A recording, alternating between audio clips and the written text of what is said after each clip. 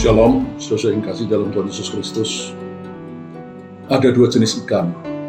Yang pertama, ikan air tawar, yaitu ikan yang hidup di air tawar.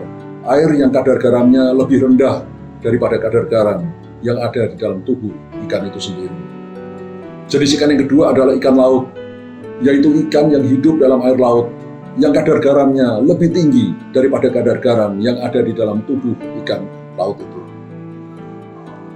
Sekalipun ikan laut hidup di air laut yang kadar garamnya tinggi, tetapi air laut tidak menguasai, tidak memenuhi tubuh ikan itu. Demikian juga dengan kita anak-anak Tuhan. Kita hidup dalam dunia yang penuh dengan dosa, penuh dengan kejahatan. Tapi jangan biarkan dosa kejahatan itu memasuki dan memenuhi diri kita. Saudara, tapi bagaimana caranya? Supaya kita tidak dikuasai, dipenuhi oleh dosa dan kejahatan. Caranya, penuhi pikiran, perasaan, dan hati kita, hidup kita dengan firman Allah.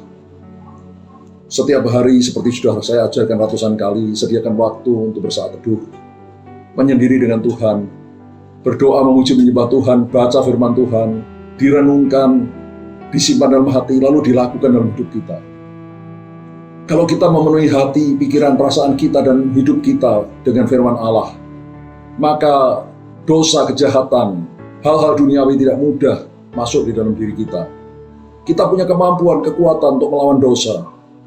Kalau kita membiarkan firman Allah dan Allah Roh Kudus menuntun hidup kita setiap hari, maka kita punya kekuatan untuk melawan dosa dan hal-hal yang duniawi. Saudara yang kekasih, memang kalau kita hidup menurut firman Allah, cepat atau lambat akan terjadi gesekan. Karena cara-cara Tuhan berbeda dengan cara-cara dunia. Jadi cepat atau lambat akan ada penderitaan, aniaya yang kita alami karena melakukan firman Tuhan.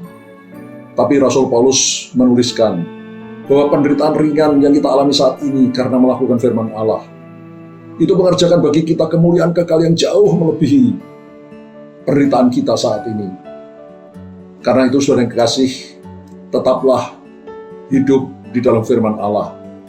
Tetaplah hidup setiap hari dipimpin oleh firman Allah dan oleh Roh Kudus Allah.